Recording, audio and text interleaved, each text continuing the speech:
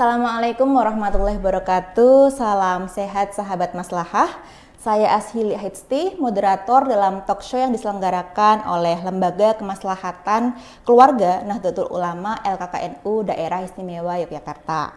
Talk show ini dan 5 edisi ke depan diselenggarakan untuk memperingati Hari Keluarga Nasional yang bertepatan pada tanggal 29 Juni 2022. Harganas ini setiap tahunnya diselenggarakan untuk mengingatkan seluruh masyarakat Indonesia akan pentingnya peran keluarga dalam membangun bangsa dan juga negara yang kuat. Pada edisi kali ini, edisi pertama, kita akan membahas terkait tentang mencegah stunting. Dalam kajian Islam, sebuah upaya mewujudkan keluarga yang maslahah. Pencegahan stunting ini merupakan tema besar yang diangkat oleh Harganas 2022 dan oleh karena itu LKKNU DIY membahas terkait tentang pencegahan stunting dalam kajian Islam untuk mewujudkan keluarga maslahah. Sudah ada di samping saya narasumber talk show edisi pertama kali ini, Mbak Wahyuni Sifatur Rohmah STHI MSI. Saya biasa memanggil beliau Mbak Uyun. Beliau merupakan dosen IAINU Kebumen. Bagaimana kabarnya Mbak Uyun, sehat? Alhamdulillah sehat. Alhamdulillah, terima kasih atas kehadirannya dalam talk show perdana ini.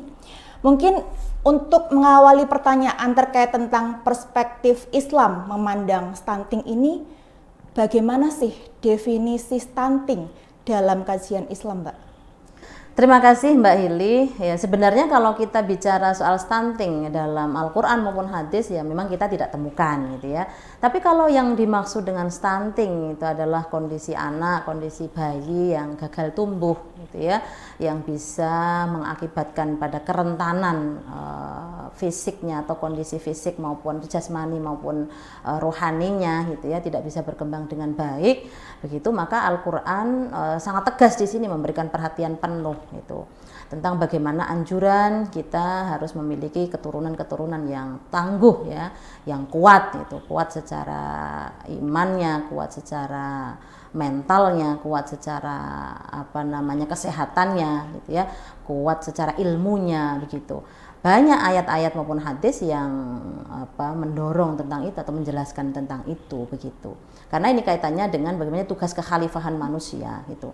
Kan keturunan itu adalah nantinya akan memegang satu peran menggantikan orang tua lalu dia menjadi pemimpin gitu, menjadi khalifah, menjadi penanggung jawab ya di bumi untuk terus melestarikan alam, menjaga hukum-hukum Allah begitu. Saya kira itu Mbak Hili.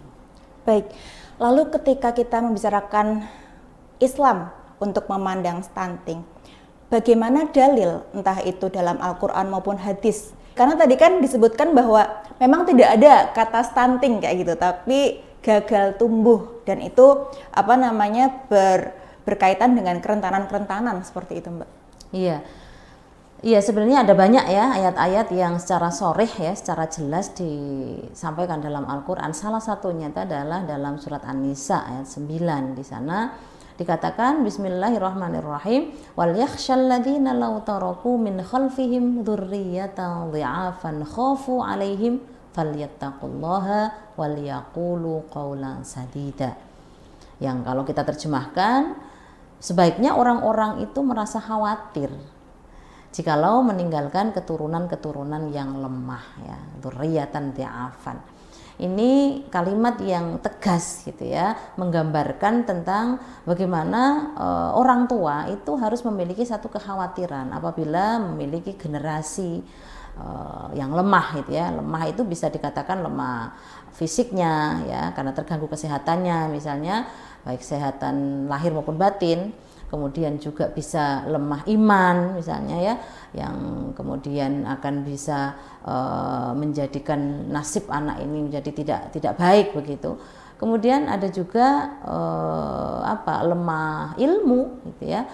Jadi orang tua memang harus memastikan betul bagaimana keberlangsungan daripada generasi masa depan itu adalah generasi-generasi yang tangguh, generasi-generasi yang kuat, yang siap untuk memikul tanggung jawab sebagai penerus gitu ya, kepemimpinan di masa yang akan datang gitu.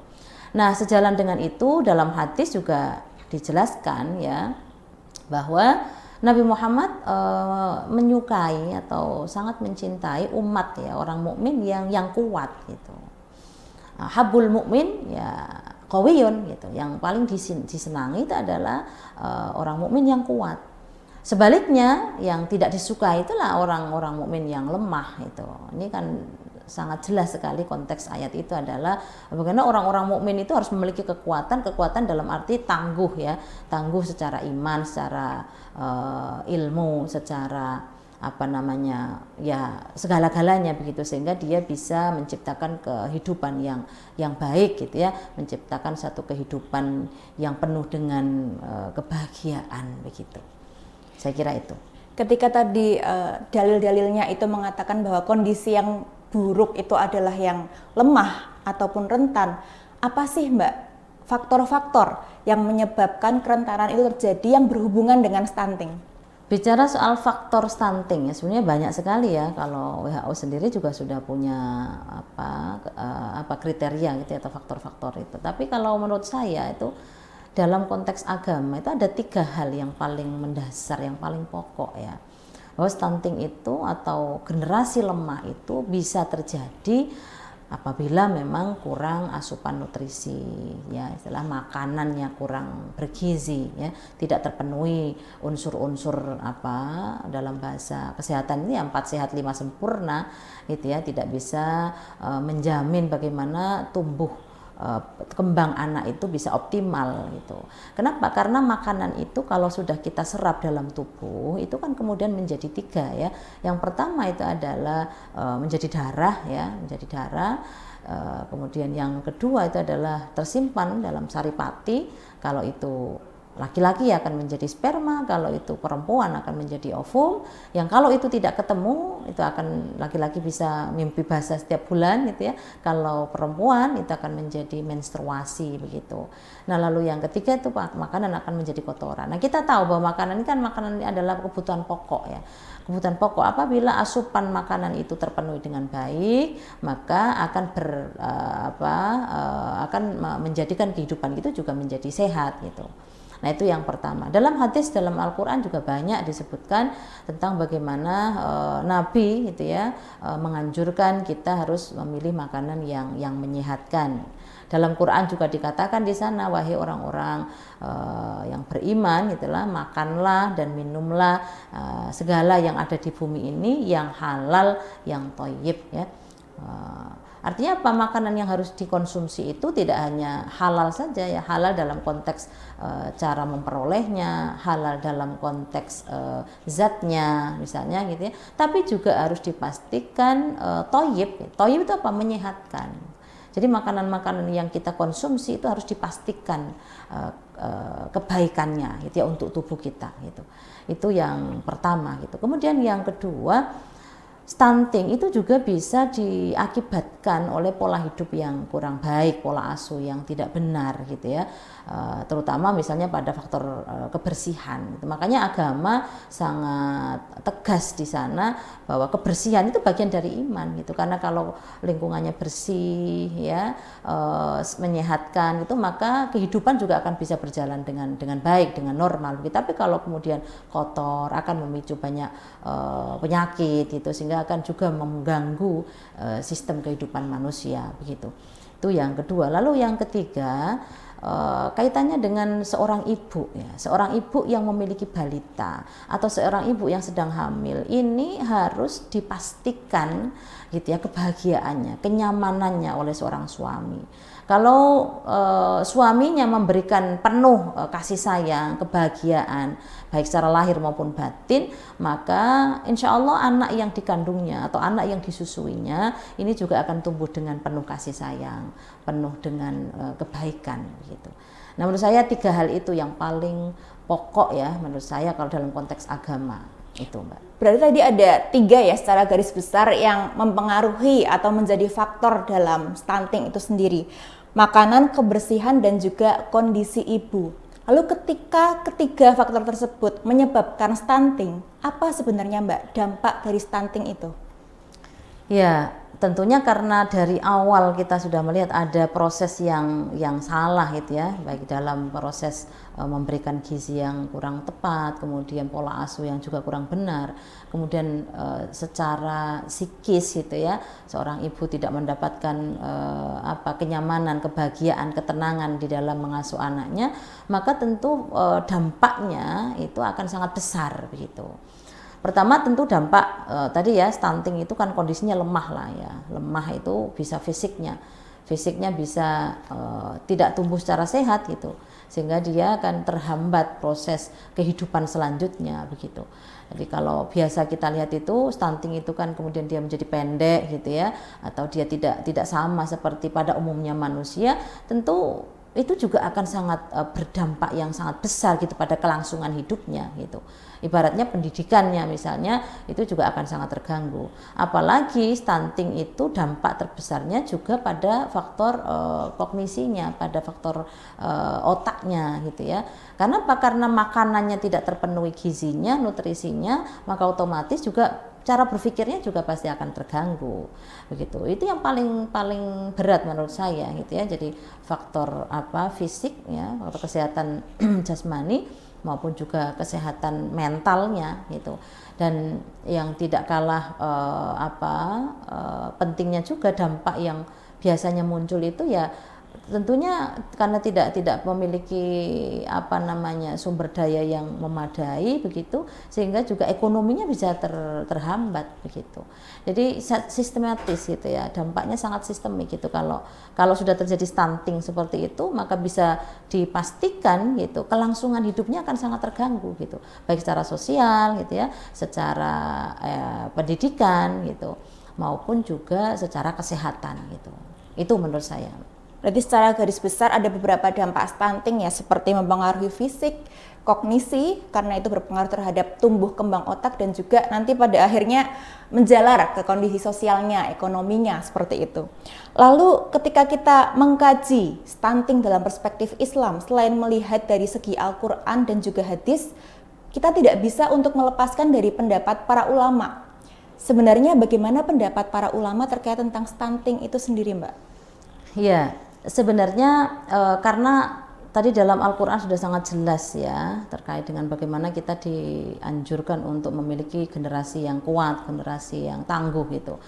Hampir semua ahli tafsir ya itu sepakat gitu bahwa sebenarnya ayat dalam surat An-Nisa tadi itu adalah anjuran untuk semua umat manusia begitu, karena memiliki misi ya, memiliki satu tugas mulia sebagai khalifah di tengah bumi untuk meneruskan keberlangsungan alam semesta, maka harus dipastikan memiliki generasi yang kuat gitu. Nah, salah satunya itu adalah Sayyid Qutb ya, dalam tafsirnya Fi Dhilalil Quran, di sana juga mengatakan gitu bahwa kalau kita melihat dari faktor latar belakang ayat itu turun, itu kan karena dulu orang-orang jahiliyah itu suka menelantarkan anak-anaknya gitu.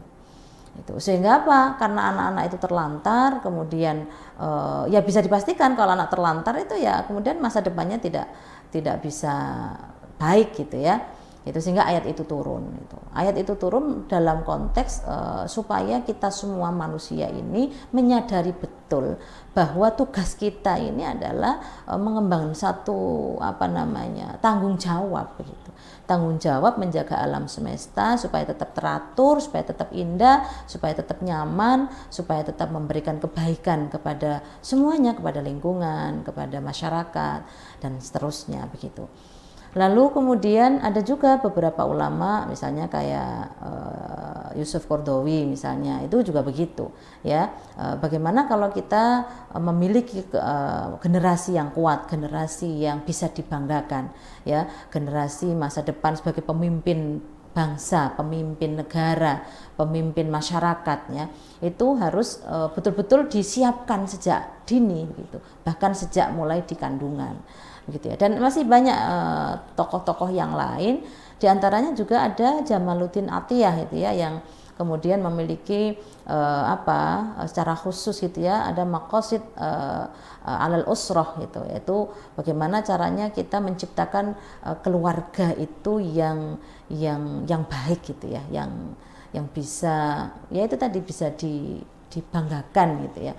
Itu juga ada di dalam salah satu kitabnya begitu. Jadi saya kira kalau konteks pendapat para ulama di sini ya hampir semua ulama sepakat. Karena apa? Karena dalam Al-Qur'an tegas ya. Dan dalam hadis juga tegas. Berarti memang banyak ya para ulama yang mengkaji terkait tentang stunting ini atau kelemahan itu ya tadi dalam bahasa Al-Qur'an maupun hadisnya. Lalu bagaimana sih Mbak contoh baik, praktik baik yang sudah dilakukan sejak zaman Rasul terkait tentang pencegahan stunting itu sendiri? Ya, secara spesifik ya sebenarnya kaitannya dengan ini adalah Nabi Muhammad itu sangat menganjurkan orang tua, terutama ibu itu untuk memberikan ASI penuh ya. Dalam Al-Qur'an jelas di sana dalam surat Ali Imran itu ayat 223 itu ya dikatakan Bismillahirrahmanirrahim wal walidati yurdi'na auladahunna haulaini kamilaini liman arada ayyutimmar radha'ah wa 'alal mauludi lahu rizquhunna wa kiswatuhunna bil ma'ruf. Nah itu di situ jelas sekali bahwa para ibu ya itu sebaiknya memberikan ASI-nya secara penuh yaitu 2 tahun. Kenapa? Karena kandungan ASI itu tidak dimiliki oleh kandungan-kandungan yang lain gitu. Di situ sangat jelas gitu ya bahwa ketika kemudian Rasulullah menganjurkan orang tua memperhatikan betul bagaimana gizi anak itu yang bisa diperoleh dari ASI, makanya agama sangat tegas di situ mengatakan supaya kita semua juga mempersiapkan itu supaya anak-anak bisa tumbuh dengan baik. Caranya adalah dengan memberikan ASI yang penuh begitu ya. Kemudian dalam hadis Nabi yang lain itu dikatakan ada beberapa hadis. Salah satunya itu adalah ada ancaman bagi orang tua yang tidak mau menyusui anaknya secara sengaja. Itu ada ancamannya itu. Bahkan suatu ketika dikisahkan ya dalam satu riwayat Rasulullah berjalan bersama malaikat itu. Malaikat Jibril kemudian melihat ada seorang ibu yang kemudian mencabik-cabik susunya itu dicabik-cabik oleh ular. Begitu kemudian Rasulullah bertanya kepada malaikat Jibril, "Wahai malaikat Jibril, apa itu yang kita lihat?" Kemudian malaikat Jibril mengatakan bahwa itu adalah ganjaran gitu ya, gambaran tentang ganjaran orang tua atau ibu yang tidak mau menyusui anaknya secara sengaja, yang tidak ada unsur syar'inya, mungkin karena tidak sakit, tidak apa, lalu dia tidak mau menyusui. Nah itu seperti itu gambarannya. Kemudian juga ada hadis Nabi yang lain gitu ya, bahwa orang atau seorang ibu yang mau menyusui anaknya satu isapan, itu ganjarannya atau pahalanya itu sama seperti memerdekakan satu budak mukmin. Itu kan luar biasa. Bahkan Imam Ali ya radhiyallahu anhu itu mengatakan tidak ada susu di dunia ini yang sebaik susu ibu itu untuk tumbuh kembang anak itu. Jadi meskipun stunting ini belum ada di dalam mungkin riwayat-riwayat yang ada gitu, tapi bahwa anjuran untuk memberikan ASI secara penuh 2 tahun ya, ini kemudian menjadi bukti gitu bahwa Rasulullah sangat menganjurkan supaya generasi ini kita perhatikan sejak mulai dini gitu. Bahkan sebelum anak itu lahir ya, bahkan masih dalam kandungan, orang tua terutama ibu itu harus menjaga betul. Dan seorang suami juga harus memberikan kenyamanan kepada istrinya gitu. Karena kalau istrinya yang sedang hamil atau sedang menyusui dalam keadaan tertekan, bahaya itu. Itu bisa mengakibatkan pada stres dan seterusnya. Nah, ini penting menurut saya gitu. Jadi suami juga memberikan satu peran yang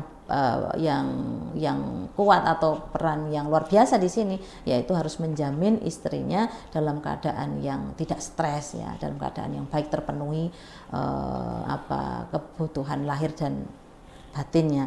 Makanya dalam ayat tadi itu kan dikatakan wa 'alal mauludi lahu rizquhunna wa kiswatuhunna bil ma'ruf ya, wajib bagi suami. Nah, ini disebutkan di situ.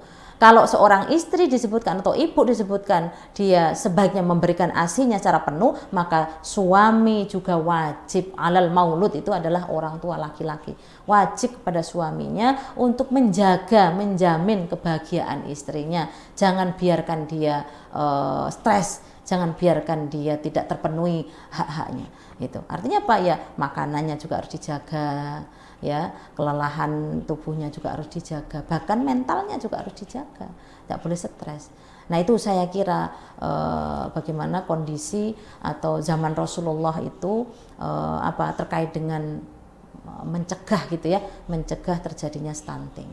Berarti luar biasa sekali ya dorongan sejak dulu terkait tentang anjuran pemberian ASI, dan itu juga sejalan dengan kampanye-kampanye yang saat ini marak, pemberian ASI eksklusif seperti itu ya Mbak ya. Betul. Lalu terkait tentang tema kita Mbak, mewujudkan keluarga maslahah. Bagaimana sih mewujudkan keluarga maslahah yang bebas stunting itu sendiri? Ya, sebenarnya berangkat dari konsep keluarga maslahah itu ya. Ini kalau menurut saya, keluarga maslahah itu adalah keluarga yang membahagiakan. Artinya apa? Keluarga yang bahagia, yang membahagiakan itu adalah keluarga yang sudah terpenuhi kebutuhan primernya, kebutuhan pokoknya. Gitu. Yang kalau dalam konteks agama itu ada 5 kebutuhan primer, kebutuhan pokok yang melekat ya dalam setiap jiwa, dalam setiap individu. Itu adalah yang pertama adalah hifdzuddin gitu ya. Keluarga yang di situ bisa beribadah dengan benar. Ya, agama yang terjaga dengan baik, tidak ada paksaan di sana, tidak ada konflik di sana gitu ya.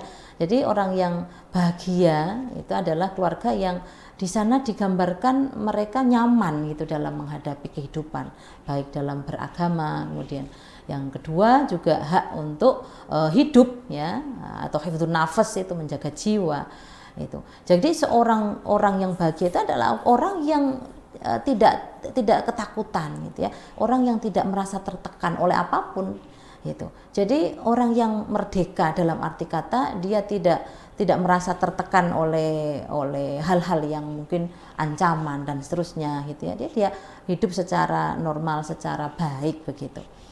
Itu. Kemudian yang ketiga itu adalah hifdzun nasl gitu. Nah, ini yang penting gitu. Bahwa keluarga bahagia itu adalah keluarga yang memiliki keturunan-keturunan yang baik ya, memiliki keturunan-keturunan yang soleh, yang soleha, yang membanggakan. Tentunya kan tidak kemudian lalu otomatis memiliki anak yang soleh tanpa diawali dari proses yang sangat panjang tadi gitu ya. Bahwa memiliki anak yang soleh itu bahkan kalau dalam konsep agama Islam itu harus disiapkan 25 tahun sebelumnya kan begitu ya, untuk menjalin satu atau untuk mewujudkan satu kebahagiaan, terpenuhinya keturunan yang baik itu kita ini harus mempersiapkan bahkan 25 tahun sebelumnya, memilih pasangan dan seterusnya. Saya kira itu yang ketiga ya. Kemudian yang keempat adalah hifdzul mal itu. Ya, jadi keluarga yang bahagia itu adalah keluarga yang cukup ya, cukup materinya begitu. Tidak harus berlebih-lebihan, tidak harus dalam kemewahan, tapi dalam arti kata cukup itu juga orang yang menjalankan agamanya dengan benar, ya, dengan penuh dengan rasa syukur ya, dia akan berpikir positif, dia akan berpikir bahwa kebutuhan yang paling mendasar itu ya ketika dia bisa cukup untuk makan misalnya gitu ya, tidak perlu dalam kemewahan dan seterusnya gitu. Jadi itu kebutuhan yang menurut saya pokok itu. Lalu yang kelima itu adalah hifdzul irdi ya, terjaga kehormatannya gitu. Jadi kalau gambaran keluarga maslahah itu adalah keluarga yang sudah dari dalam itu terbangun satu kebahagiaan gitu. Tercermin keluar, kalau bahagia membahagiakan. Itu kalau di dalam keluarga sudah bahagia, maka insya Allah juga akan menebarkan kebahagiaan di luar rumah begitu.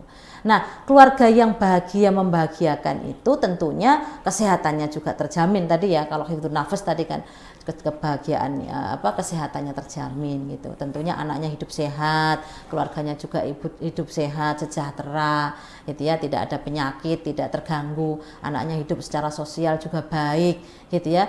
Dengan sosial dengan teman-temannya juga tidak ada gangguan, tidak ada tekanan dan seterusnya. Nah, kalau sudah terpenuhi seperti itu, maka insya Allah akan tercipta gitu ya keluarga yang maslahah. Maka bagi saya ketika keluarga maslahah itu sudah terpenuhi, maka insya Allah bebas stunting. Itu. Berarti itu ya kuncinya, keluarga yang bahagia dan juga membahagiakan. Terima kasih Mbak Yun. Mungkin untuk closing statement-nya Mbak dalam edisi perdana talk show kali ini. Iya, saya secara ya sebagai orang tua ini ya, sebagai orang tua yang juga memiliki anak-anak gitu ya, mari kita jaga betul generasi-generasi kita ya, anak-anak kita supaya menjadi generasi-generasi yang seperti digambarkan dalam Al-Qur'an ya, yaitu generasi yang kuat, generasi yang tangguh, generasi yang soleh ya, generasi yang bisa taat kepada Tuhan, taat kepada orang tua, kemudian berguna bagi agamanya, berguna bagi nusa, bangsa dan juga masyarakatnya ya. Dan akan terpenuhi satu generasi yang baik kalau kita juga menjaga pola hidup yang benar, pola asuh yang benar gitu ya, dan juga kesadaran bahwa kehidupan di dunia ini adalah untuk menebarkan kebaikan, untuk kemanfaatan, dan kita juga memiliki tugas untuk menjaga keberlangsungan alam semesta. Saya kira itu penting Mbak Hili ya, tugas kita memberikan contoh kepada keluarga-keluarga di luar sana agar menjadi keluarga yang yang soleh ya, yang soleh itu yang patut, yang baik, yang maslahah ya, tidak hanya bahagia di dalam rumah saja tetapi juga membahagiakan di luar rumah. Itu kuncinya di situ. Baik, terima kasih Mbak Yun atas seluruh ilmu yang sudah disebarkan kepada kita sahabat maslahah terkait tentang, tadi sudah banyak sekali dibahas definisinya, bagaimana praktik baiknya selama kehidupan Nabi dan juga Rasul, dan juga faktor, dampak, dan juga bagaimana cara mewujudkan keluarga maslahah yang itu kuncinya adalah bahagia dan juga membahagiakan. Terima kasih sekali Mbak Yun atas kehadirannya, atas ilmunya, dan juga sahabat maslahah, kami ingatkan bahwa kita setiap harinya di jam 2 siang akan ada talk show dengan tema-tema stunting dari berbagai perspektif. Ada dari perspektif psikologi, ekonomi, kebudayaan, saat ini adalah teologi, dan beberapa perspektif lainnya. Jumlahnya ada 6 di setiap harinya hingga tanggal 29 Juni 2022. Kami pamit, terima kasih. Wassalamualaikum warahmatullahi wabarakatuh. Waalaikumsalam.